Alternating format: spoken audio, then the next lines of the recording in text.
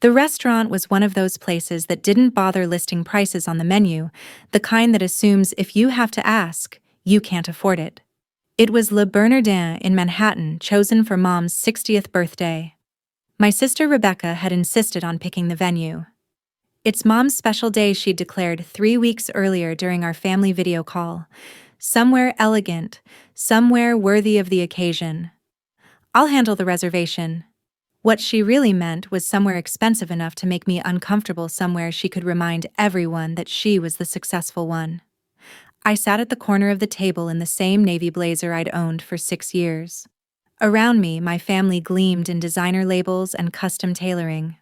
Rebecca wore a Prada dress that probably cost more than most people's monthly rent. Her husband Trevor sported Tom Ford cufflinks and a matching watch.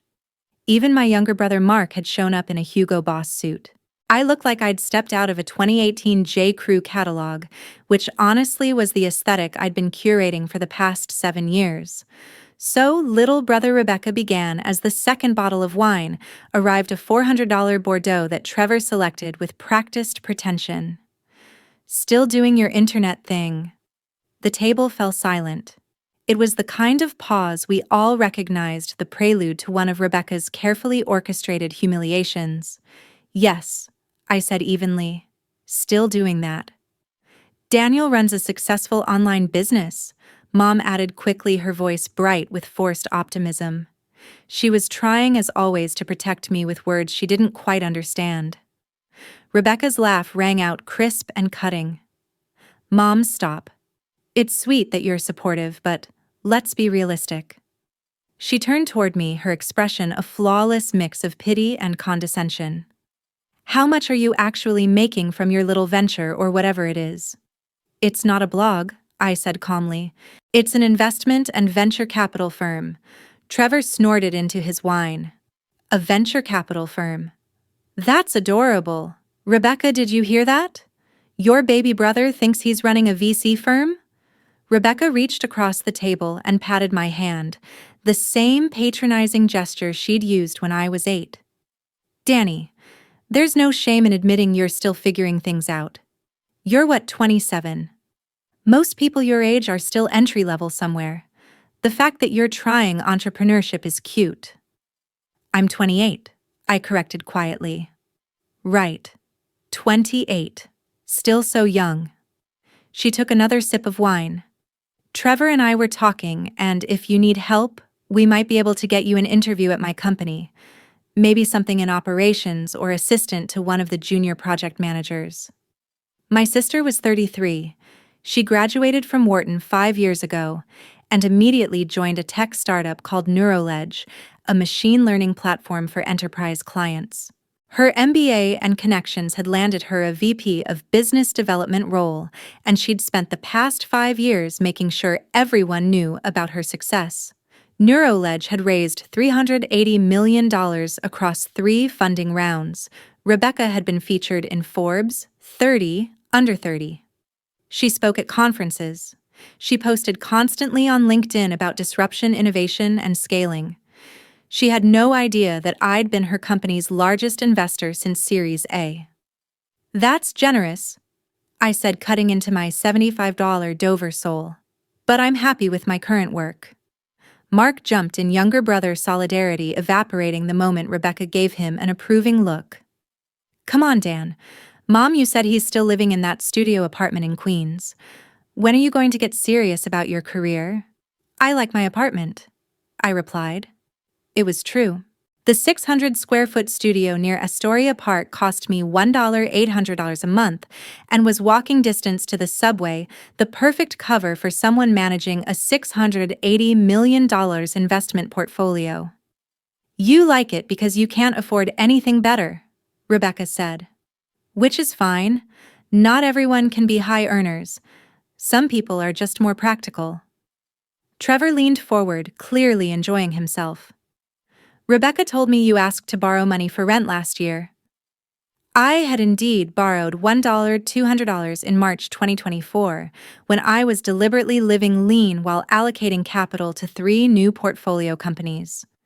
I'd paid Rebecca back within 2 weeks, but she'd never let me forget it. "I paid you back," I said quietly. Of course you did. I'm not saying you're irresponsible. I'm saying you're clearly struggling. Rebecca's voice dripped with false concern. And there's no shame in that. The gig economy is tough. Internet businesses rarely work out. Mom tried again. Rebecca, Daniel is doing fine. He seems happy. Mom, I love you, but you don't understand business. Rebecca set down her fork with the air of someone about to deliver an uncomfortable truth. Danny's been building his internet business for 7 years. 7 years. If it was actually successful, we'd see results by now. Real businesses scale. They generate revenue. They create wealth. She gestured around the table. Look at us. Trevor's a partner at his law firm. Mark just made VP at Goldman. I'm running business development for a company valued at over $1 billion. We're contributing to the economy. We're building real things. And Danny's. Trevor paused theatrically. What exactly do you do again? I identify promising startups and provide capital in exchange for equity. I said, keeping my voice level. Then I help them scale. Rebecca actually laughed out loud. With what capital, Danny? You borrowed $1, $200 from me for rent. How are you investing in anything? The waiter arrived with desserts, creme brulee, chocolate soufflé, and a cheese course. Another $200 on the tab that Trevor made a show of covering. This is on us, Rebecca announced. Happy birthday, Mom. And don't worry about contributing, Danny. We know money's tight. It was the casual dismissal that finally triggered my decision, not the mockery I'd endured that for years, not the condescension I'd built immunity to that. It was the assumption that I couldn't even afford to split a dinner bill. I pulled out my phone under the table and opened Signal, my encrypted messaging app for sensitive communications. My investment team consisted of 3 people: Sarah Chin, my portfolio manager at Apex Capital Partners; James Rodriguez, my legal counsel specializing in VC contracts; and Patricia Walsh, my financial advisor, who handled the complex web of investment vehicles I'd built over 7 years. I opened the group chat. Daniel, emergency liquidation required. NeuroLedge complete withdrawal. All positions across entities. Timeline immediate. The replies came within seconds. Sarah confirming full NeuroLedge exit. That's $152 million across 4 entities. Daniel confirmed. Execute now. Patricia. This will trigger disclosure requirements. The board will be notified within 20 minutes. Daniel understood. Proceed. James, legal review underway. We'll have the documents ready within the hour. I set my phone face down on the table and turned back to the dessert I wasn't eating. Rebecca was mid-story describing her latest client acquisition, a Fortune 500 company that had chosen NeuroLedge over 3 competitors. She gestured animatedly, her diamond bracelet scattering candlelight across the table. The deal was worth $8 million annually, she said. Can you imagine $8 million? That's what real business looks like. That's what happens when you play in the major leagues. Impressive, I murmured. It is impressive, Trevor agreed. Unlike some people, Rebecca actually understands how to generate value in the marketplace. My phone buzzed. I glanced down. Sarah Series A, liquidation initiated. $47 million processing. Patricia entity disclosures filed. Board notification sent. James Series B withdrawal confirmed. $58 million transferred. Rebecca's phone rang. She frowned at the screen. It's Brad from the board. That's weird. It's Saturday night. Answer it, Trevor said. Might be important. She excused herself, pressing the phone to her ear as she walked toward the restaurant's entrance. Mark broke the silence. So Dan, seriously? What's your 5-year plan? You can't do this internet thing forever. Why not, I asked. Because it's not sustainable. You need stability benefits, a 401k. You need to join the real world. The real world, I echoed. You know what I mean. Corporate America. Actual companies with actual structure. What you're doing is it's playing pretend. My phone buzzed again. Sarah Series C liquidation complete. $47 million transferred. Total withdrawn $152 million.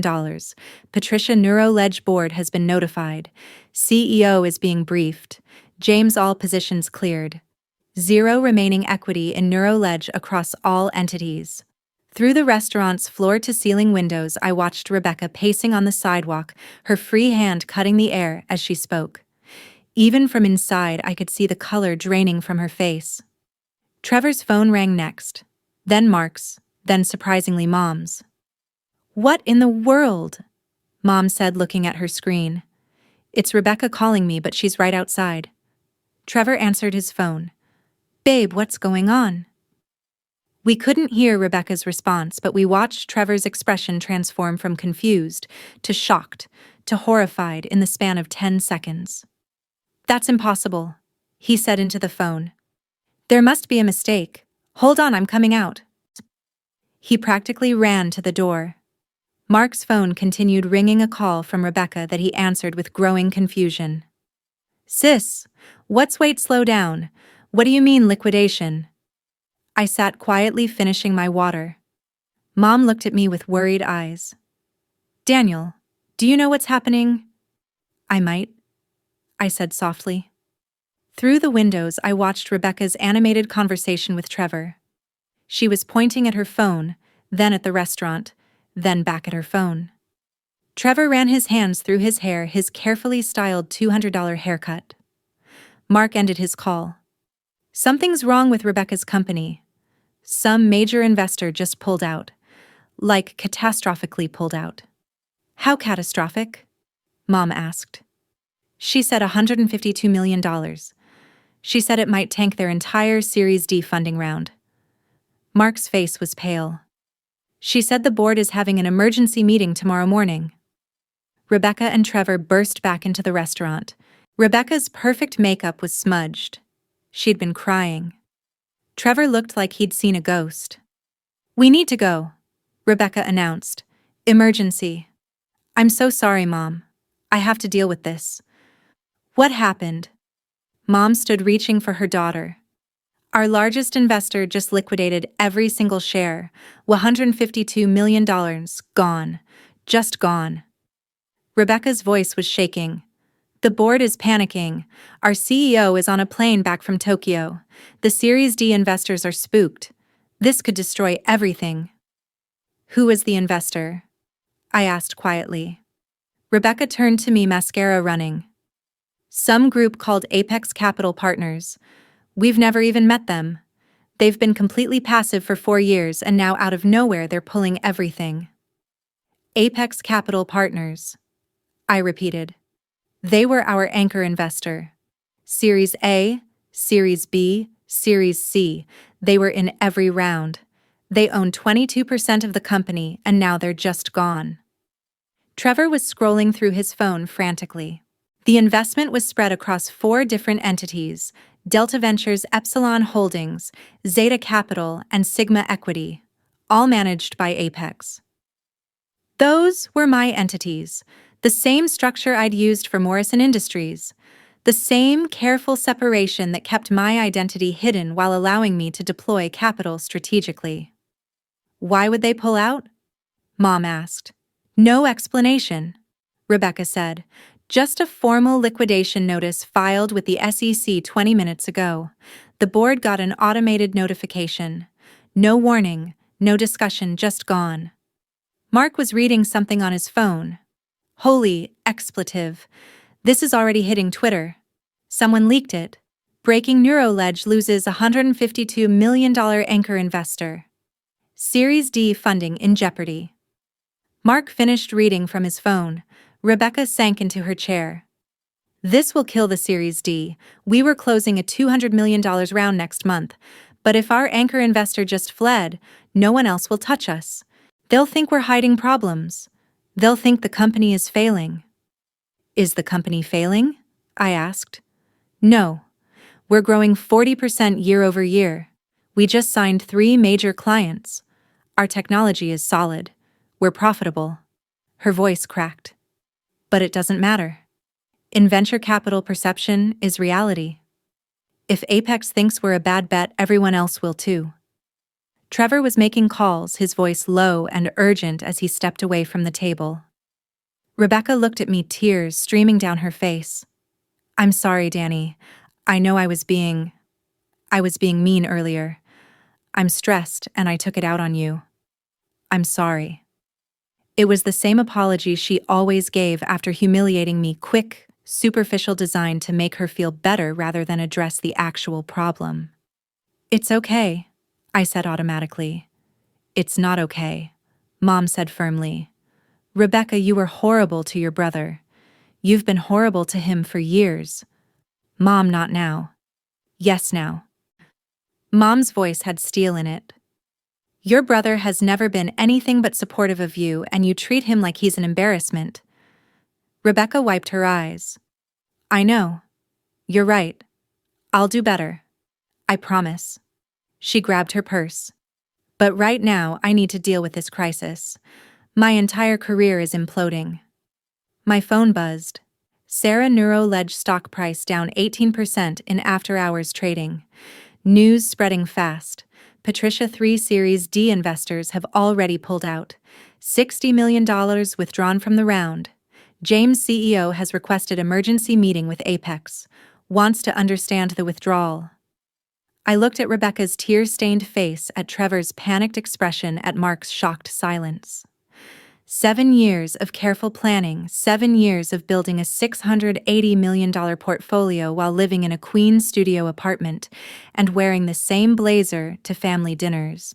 7 years of enduring condescension and mockery while secretly funding the very company my sister used as evidence of her superiority.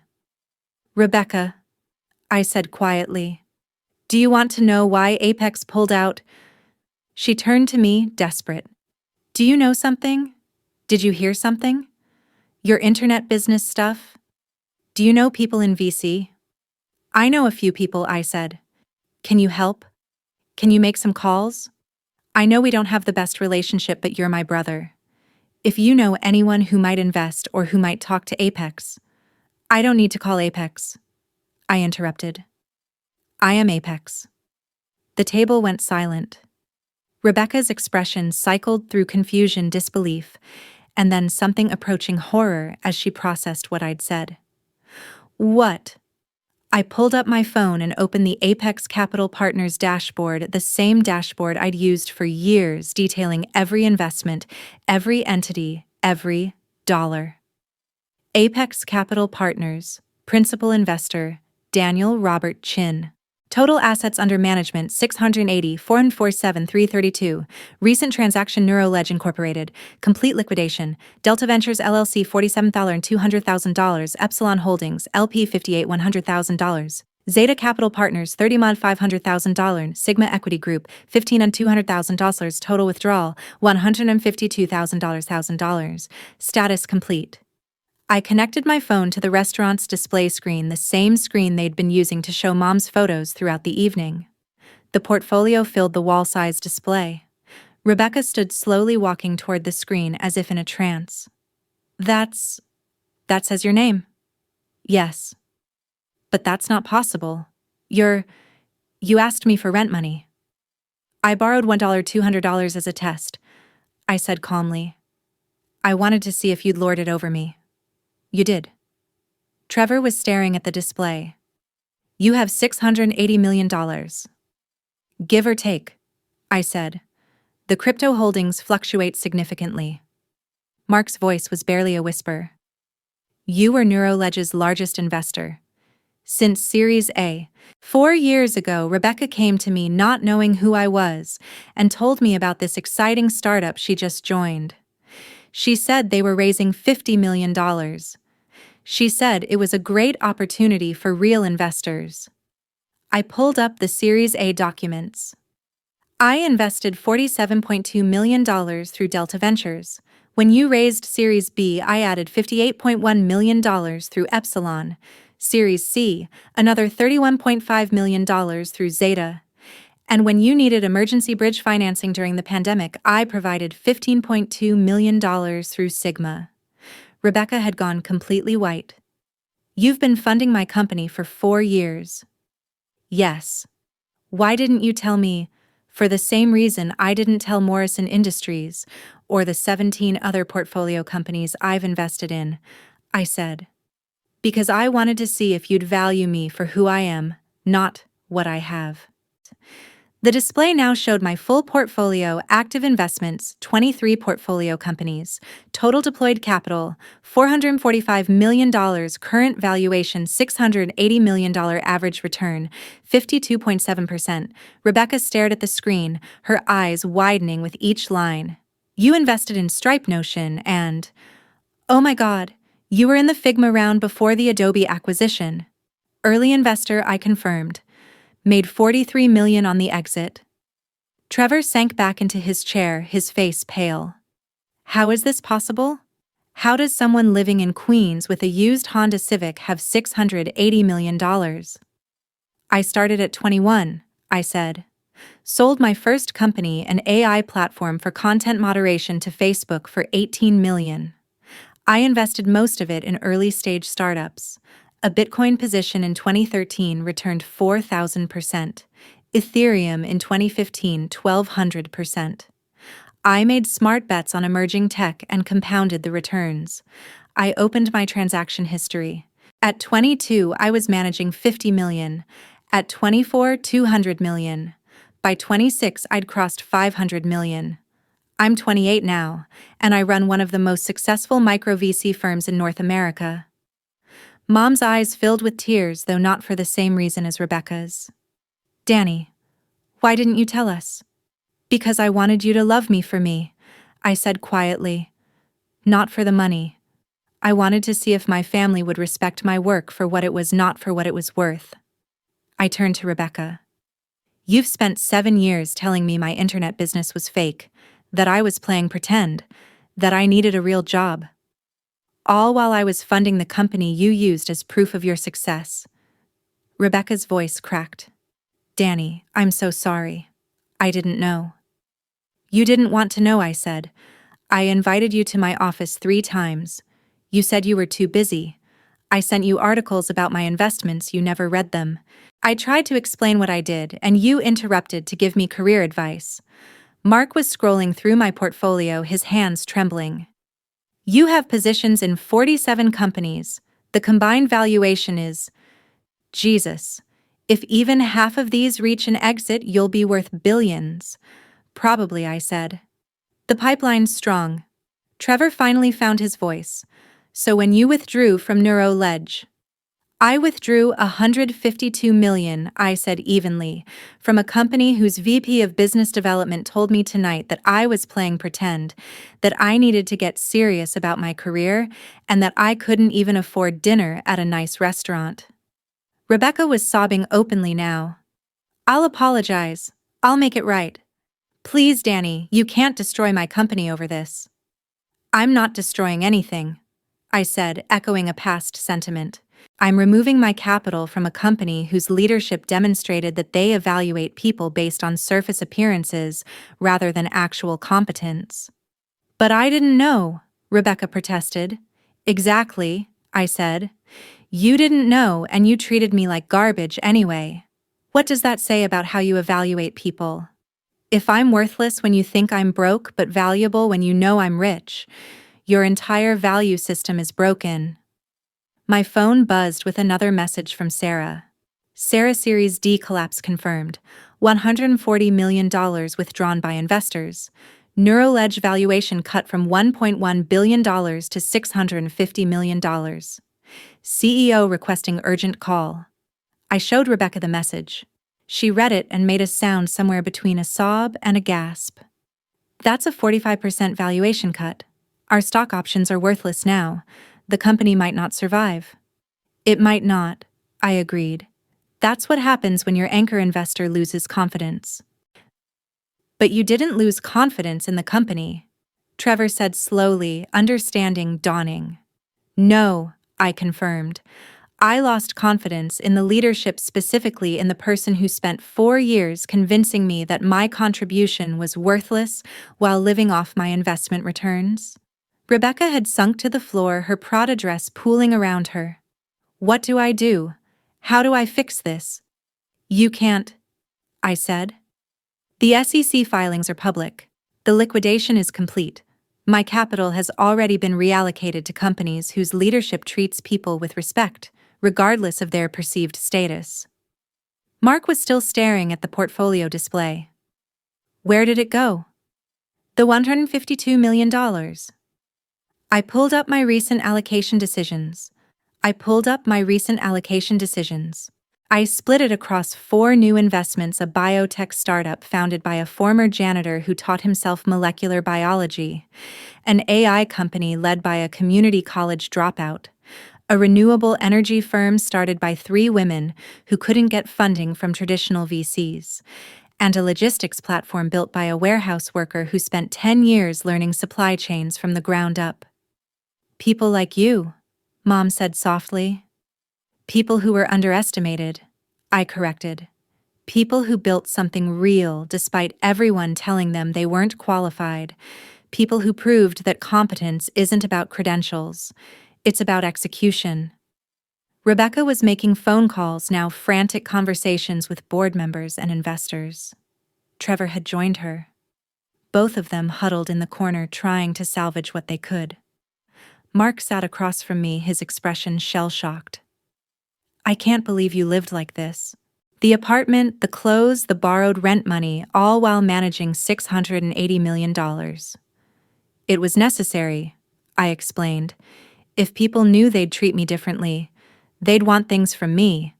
They'd see the money instead of me. This way, I got to see who people really were, and we failed the test spectacularly. Mom reached across the table and took my hand. I'm proud of you. I always have been, even when I didn't understand what you were doing. But Danny, you should have told us. Not because of the money, but because you're our family. We should have known you were struggling with how we treated you. I wasn't struggling, I said. I was observing and learning and building something that didn't require your approval. Rebecca returned to the table, her phone clutched in her hand like a lifeline. The CEO wants to meet with you. He's willing to fly anywhere. He'll give you board seats and advisory position, whatever you want. Just please, reconsider. I don't want board seats, I said. I want you to understand something fundamental about business and about people. You can't tell someone they're worthless and then expect them to save you when you realize they're valuable.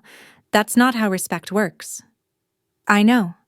And I'm sorry. I'll do anything. Will you? I interrupted. Tomorrow morning, your company will open 40% lower. Your employees will panic. Some will quit. Your competitors will smell blood. You'll spend the next year rebuilding credibility you shouldn't have lost. I stood up, pulling out my wallet to leave cash for my untouched dessert. And through all of that, I want you to remember the person you dismissed as a failure, the person you mocked for his internet business, the person you offered an entry-level job interview. That person funded your entire career, your Forbes feature, your conference speeches, your LinkedIn posts about disruption and innovation, all built on capital from someone you considered beneath you. Rebecca was crying too hard to respond. Trevor tried instead. Danny, be reasonable.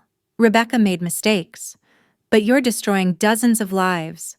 Neuroledge has 200 employees. They'll lose their jobs if the company fails. Then Rebecca should have thought about those 200 employees before she decided to spend dinner humiliating the person who kept their salaries funded. I retorted. I picked up my jacket. I'm responsible for my investment decisions. Rebecca is responsible for her leadership decisions.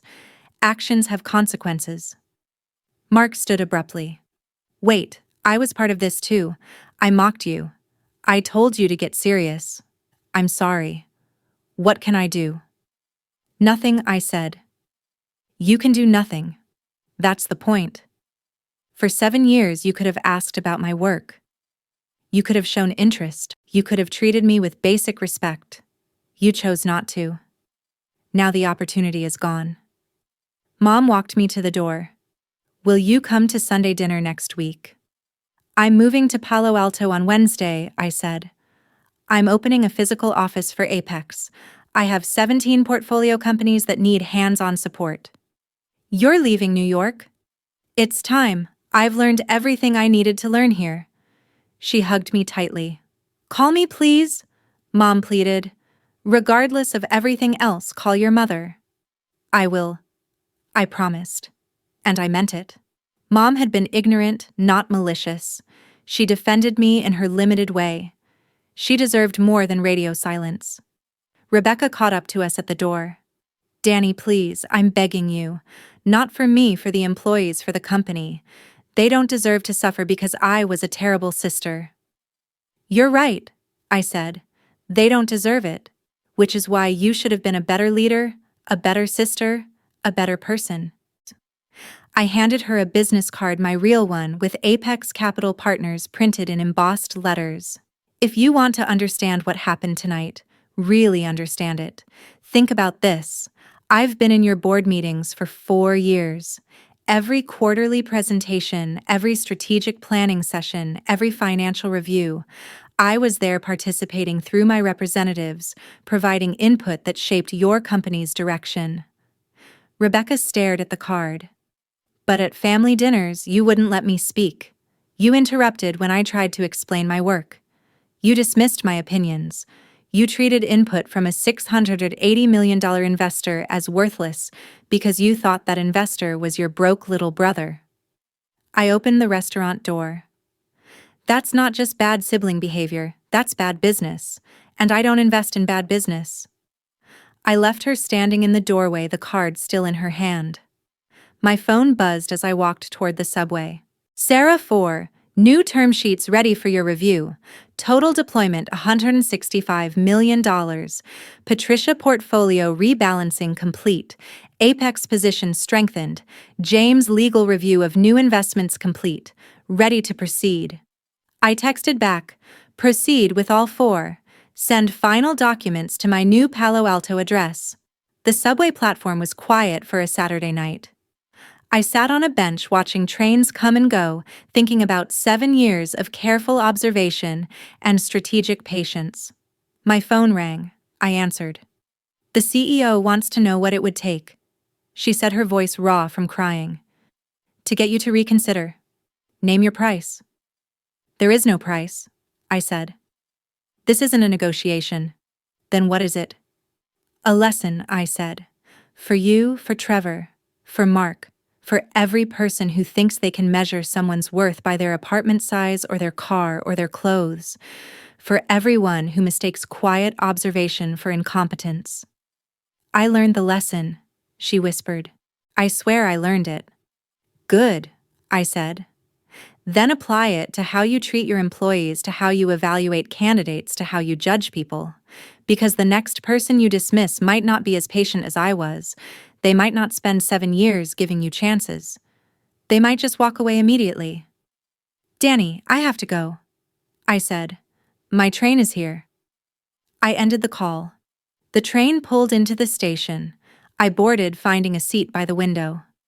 Around me, New York City sparkled with Saturday night energy couples, heading to shows, friends meeting for drinks. The endless turning activity of 8 million people pursuing 8 million dreams. I'd been one of those dreamers once, the kid in Queens with a laptop and ambition-building companies, while his family mocked his internet business. Now I was something else. Something that didn't fit in their world anymore. My phone buzzed one final time. Sarah Neuroledge final update. CEO stepping down. Board requesting emergency restructuring. Company future uncertain. I closed the notification. Rebecca had spent 4 years standing on a foundation I'd built, never once looking down to see what held her up. Now that foundation was gone, and she was discovering just how far the fall could be. Some would call this revenge. I called it mathematics. You can't build a sustainable company on contempt for the people who fund it. You can't build a sustainable family on contempt for the people who form it. And you definitely can't expect someone to save you after 7 years of insisting they're not worth saving. The train crossed into Queens and Manhattan faded into the distance, the city where I'd built an empire no one noticed, where I'd proven myself to everyone except the people whose approval I'd once wanted most. But I didn't need that approval anymore. I had 17 portfolio companies, 4 new investments, and an entire career ahead of me, surrounded by people who recognized value when they saw it. The warehouse worker had become a kingmaker. The internet business had reshaped industries. And the family embarrassment had quietly funded his sister's entire career.